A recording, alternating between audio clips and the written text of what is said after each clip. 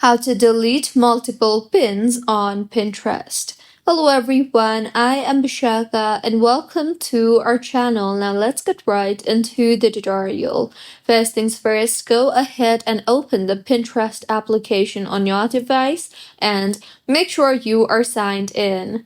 Now tap on your profile option on the bottom of your screen, and in this particular interface, tap on the boards option you see there.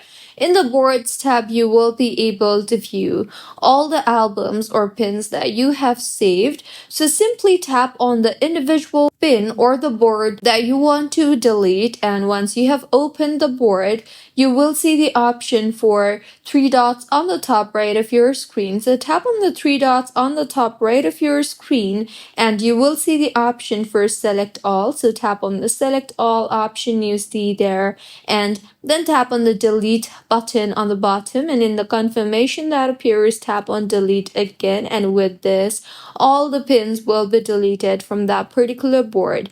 You can repeat the same process for other pins too. So this was about how you can delete multiple pins on Pinterest. If you find this tutorial helpful, please like the video and do comment if you have any queries. Also, do subscribe to our channel for more helpful tutorials like this. See you on the next one.